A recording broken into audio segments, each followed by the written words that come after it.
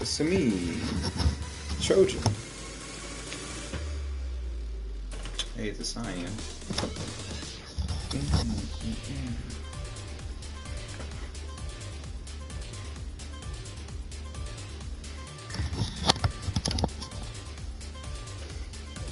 There I am, trying to sort of. Well, hey guys, this time I have sound for sure,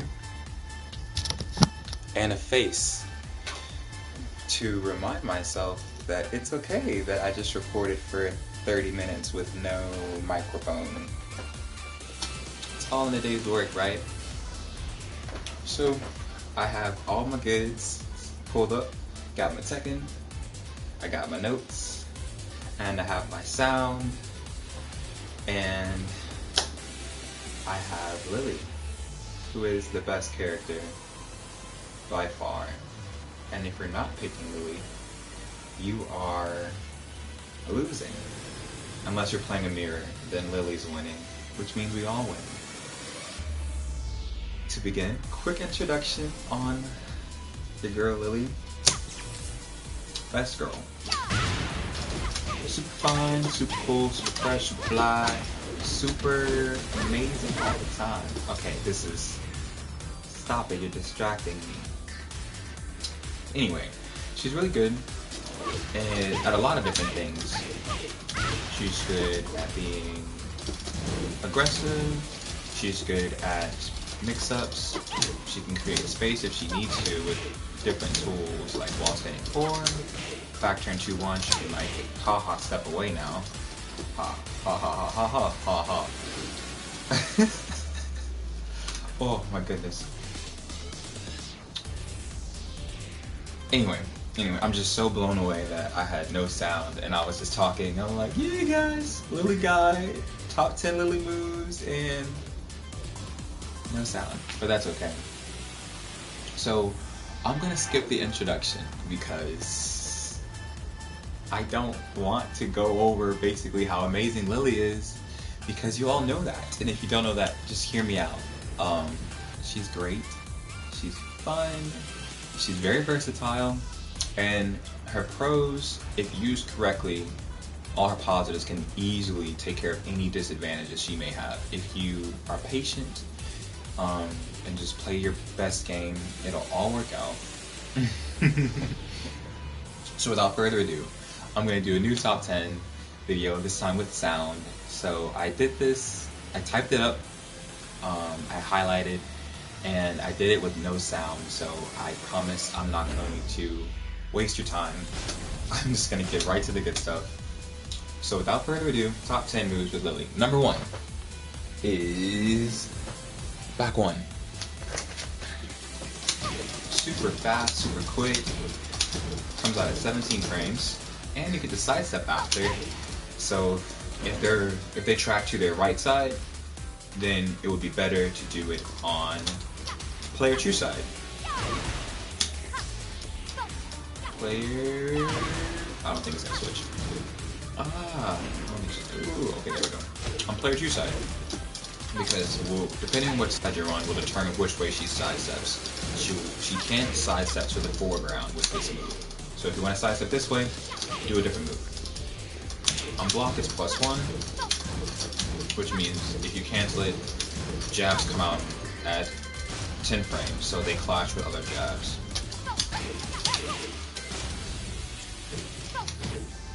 Like so.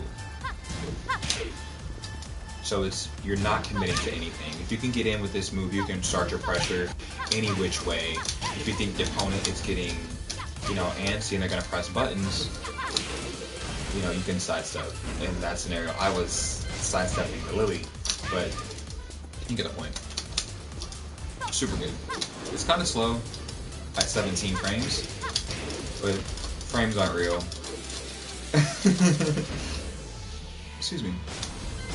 With a lot of the moves on my top 10 list, they're really good with paired with Lili's knockdowns. Like on knockdown, the opponent, has no choice but to wake up and take it, or if they stay on the ground, you can go for anything that hits grounded.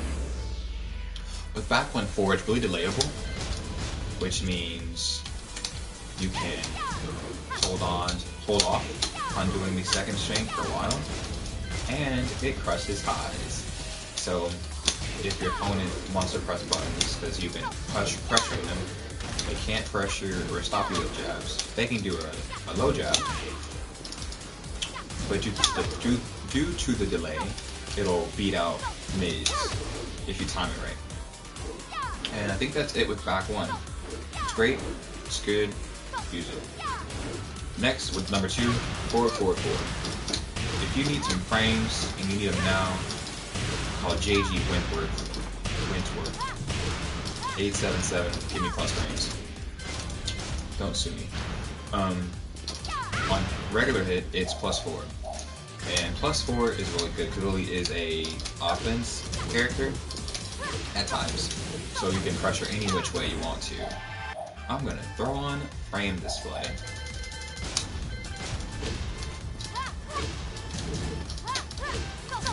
So yeah, +4 is really good. It stops, if you go into back turn 1+2, it stops all sidestepping. So if you're afraid the opponent's going to sidestep you after this move right here, that's going to stop all of that. A lot of opponents will sidestep right to avoid back turn 2, but with, whoops, hit the sidewalk it. But they'll sidewalk it to avoid that right there. But back turn 1+2 stops all that. So on knockdown, it's really good to test your luck and get one of these in, because if they do a wake up kick, it's going to counter hit and you get a free back turn 1+2. It also hits grounded. Oops. Nice. So 48 damage for a counter hit, really good. So it has a slow wind up. So she hikes up her leg, which if you watch, you can get used to seeing, and you can low parry it. On block, it's only -11 though, so that's not bad at all. For a move that's +4, it does like 20 damage or something, or -12, forgive me. But you have the option to go back turn. If you go back turn, you're open for like a lot of damage, because you're back turn. So yeah, you can go back turn, +4, +8 on counter hit, and mildly punishable. Next, number 3. Down forward 3. Comes in at +3. It puts the opponent in full crouch, which means they can't sidestep to the foreground, the side closest to you, but they can sidestep far away from you by going the other way, which you can stop them, of course, with her moves that track that way, which are few and far between, but that's okay, because if they can sidestep, we can abuse that. Beat them to the punch. Counter hit, launcher. So if the opponent gets knocked down, you can go for this. It has a slower wind up, comes in at 20 frames, but that's okay, because the same thing happens. If they stand up, they get hit with some plus frames, and you can keep your offense going. But if they get up kick, you can get a counter hit launcher for their decision to disrespect you like that. It hits opponents if they stand up, which is fun.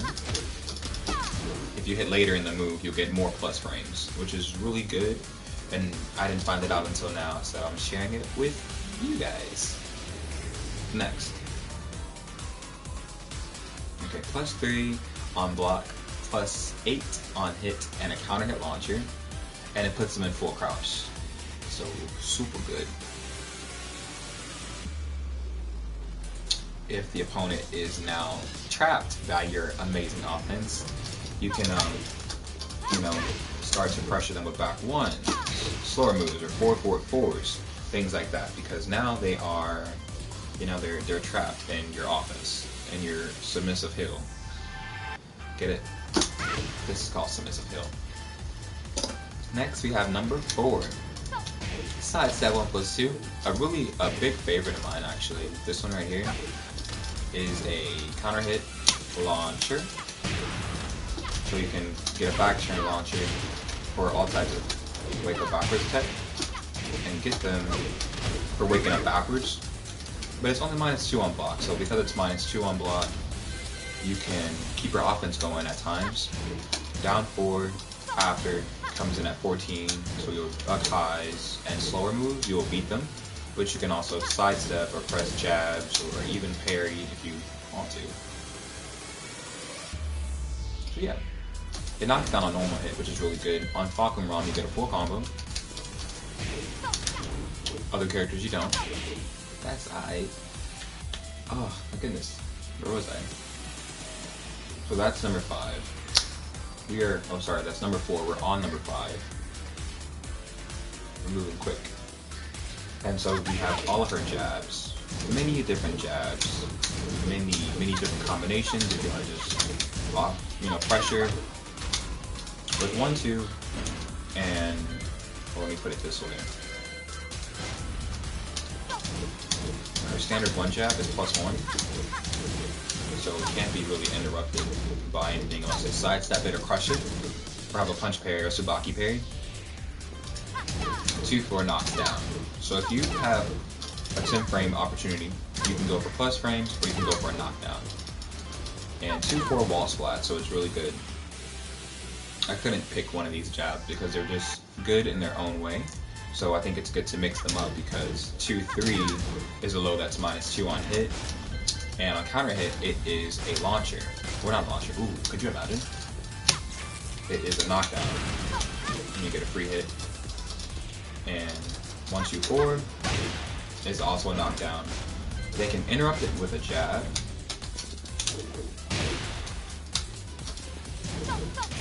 But if they try and interrupt it with a jab, they can get counter hit by 1-2-3.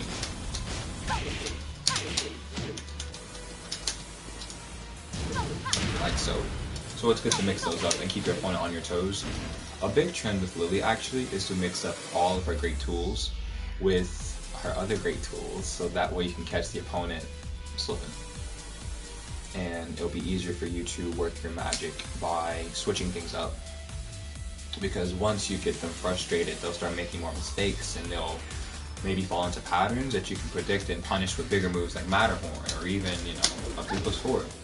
For a free Oki or what have you, whatever you're feeling. So we're halfway through. Moving kind of quick here. We are running into down forward 4. I'm sorry, down forward 1. This bad boy right here. 13 frames, and with use in conjunction with moves that are +8, it can't be sidestep. It can be backdash at times. But that's okay because if the opponent's trying to backdash the move, you can go for jabs, and those jabs reach far enough to beat the backdash is what I'm trying to say. So on block, if you do down forward 1 into down forward 1, they can backdash that, but they can't avoid the jabs. They can't avoid forward 2-3. They can't avoid forward 4 or down 4. Lots of good stuff there. So if they're backdashing, they can't backdash and attack or backdash and sidestep in the time frame you could probably attack them, so you can use that to your advantage. With Lili, the more you can kind of understand how the opponent thinks, and I guess that goes for any character, any fighting game, the more you understand how the person thinks, the more you can take advantage of that, so to speak. Because if you know the opponent's going to react in a certain way, you can use your tools that will deal with that. And that's down 4. Down forward 4. Her. This one. It's this one right here. Next, you got down 3. Down 3 hits from 2.6. So relatively far. But if you're doing it all over here, it's slower. Kind of like forward, forward, forward. It has a wind up where you can kind of predict if you get used to her flailing her arm. She's like getting so much momentum to like kick. It only does like 15 damage. But it's really good if you use it sparingly to mix up the timing with your blows.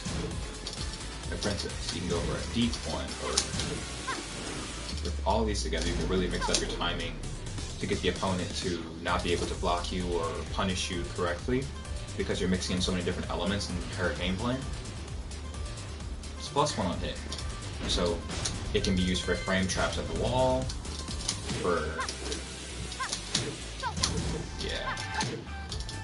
at the wall, you get 2-4 if they try and press something because it's gonna come in at 9. Will come in at 10, but they're gonna come in slower because they're -1. So yes, it's good on knockdown. Any one of the moves that I've gone over that are kind of slower are really good on knockdown against the opponent because a lot of them hit grounded opponents or hit them as they're trying to stand up. So you can get them for laying on the ground or keep your offense going. Next we have our generic down 4, which is 12 frames. Minor damage, and it's -2 on hit, so you're not going to get too much advantage. But this move can be good to, you know, stop the opponent from sidestepping. If they're sidestepping or backdashing, it can clip the opponent, and it can be used to continue your mind games. Because down 2 into wall sending 4 clashes with down 4-1 or 13 frame mids, and this one's going to clash with 12 frame moves. But this one right here, down 4 into wall or full crouch down 4-1, or slashing vine I think it's called, will duck jabs. Maybe even, you know, mids if they're unlucky. So yeah, I think it's really good if you use it properly in the right scenarios, or even sometimes in the wrong scenarios because they won't expect it. On back turn, it's +3. So she has really has a lot of full crouch tools that can really be used after +3. Like some stuff is uninterruptible. And back turn, down 4 is only -11, while the normal version is -13. So you shave a whole 2 frames off by doing it back turn. So you can't do it all the time because you won't be back turn all the time, but it's good to have both of them honestly because they create different situations. Next we have quarter circle 4 3+4. +6 on block. On hit, it's +17. It causes a Valorant to spin. You can do anything and everything after +17. It sure doesn't knock down, but if the opponent's pressing buttons, you can hit them with anything. They can't even backdash after that because they can probably backdash and block, but if they're not careful, they can get hit for pressing buttons. It comes out of divide, so sometimes the opponent can predict it, but you can catch them slipping with any one of the mids she has to keep the opponent from ducking, or even to catch them when they duck. Really good. You can do it out of back 1, you can do it from back 2-1, you can do it from any one of her moves that go into do glide. So it's really good for you to throw in there every now and then if you want to initiate pressure or keep an opponent from sidestepping. Lastly, we have wall standing forward. So wall standing forward hits at range like 2, and it knocks down, and it's safe. It's -18, so that's actually the perfect frame for a punch parry setup, because if you're -8, you can punch parry jabs, but if you're -9, you can't. Well, due to the pushback, sometimes they may miss the first window of it, which you can use to your advantage because it creates so much push block that it gives you space. So in setups, or not setups, in matchups where I may be needing a little bit more breath, I can use wall standing forward to create that space between me and the opponent. I can play it safe and, you know, do this from tip to really push them back to create some space, or I can advance and push them towards the wall. If they want to sidestep, I can throw in this one right here, but I can keep up the pressure. On wall standing forward, it gets a mini combo at the wall, so it can be really advantageous, to use in setups against the opponent on the wall. Back turn down 3, +3, you know, they can't interrupt that. I'm not gonna, backdash and sidewall won't let me be great there, but you can use a lot of different setups to work in your favor at the wall. If they don't wake up or they don't tech, you get down 1, 2, 4, which breaks walls, so it can be really good for you. So that's my top 10. I do have some honorable mentions. I have yeah, forward 4. This was originally going to be top 10, but I wanted to put wall standing 4 instead. I think it's really good. But forward 4 hits at range 2.6, I think, which is really good for if you want to kind of keep the opponent at bay. Maybe you're pushing them away a lot while wall standing 4. You can, you know, keep your distance while not advancing with wall standing 4 by doing a forward 4. Reaches a little bit further. It's same recovery, this one's -9, but you don't move any closer. So if you're at 2.6, you can stay at 2.6, maybe even further. If you want to be closer, this may not be the best thing for you because your minus really move anywhere, but they can. So with this one, it doesn't push them too far. It kind of keeps them at an ideal range where you can still move back and forth and they can move forward and you guys can engage in neutral more. Next for honorable mentions, we have back 2-1. Back 2-1 is 13 frames. If you do glide, you can go into back turn, whatever you want to do. But it keeps the opponent on their toes because you have 3 different ways you can continue with this move. I guess forward you can consider back turn 1+2, back turn 2-1 into 1+2 because you can finish it with Broken Heart for a free knockdown, wall splats. It is a counter hit confirmed. He doesn't have a lot of those. So if your opponent gets hit, you can get a free counter hit. And similar to forward 4, they have that stun where if they don't hold back, you can catch them on the floor. Lastly, I have forward 3. Forward 3 is normally -6, which isn't bad at all. Like you can actually keep moving, you can push your luck and press buttons if you think they're going to do something slower. You saw there at, I don't know, I actually haven't labbed that scenario, but I was -4.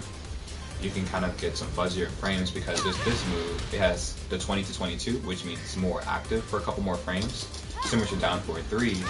And in certain scenarios, if you do it while the active frames hit later, you'll recover quicker because you hit later in the move. It's also a counter hit launcher now, so you can get a lot of damage for the opponent pressing buttons at the wrong time because now you have a sidestep tool or move the track sidesteps as well as a homing move and a counter hit launcher, and it's screwed, so really good. So that's it for the top 10. I'm going to circle back and do the introduction. This is Lili. I really think she's an awesome character. Whoops. Sorry. She's an awesome character. I used to main Ling Xiaoyu, but now I'm a full-time Lili main. And I really like her. I think, well, I'm biased because I main her and I'm like a character loyalist, but I think she's like the best character for me. I've tried a couple of different characters, but they don't really like allow me to capture how I want to express how I play the game. With Lili, she has all types of fun stuff. She has Spicy Rabbit and so many different things. This will actually be an ongoing thing. I'm teaching a lot of people about Lili, so I'll be going over a lot of different things. I've always wanted to do this, but I've been kind of like worried or scared that I won't do her justice. But I'm just gonna do it, you know. It's my week, so it's my week. I'm gonna teach if I want to, kind of. So thanks for stopping by. If you watch this one, awesome. If you watch the one with no mic, that's cool too. However you want to get your daily dose of Lili works for me. But I'm signing off. Thanks for stopping by, and stay tuned for more.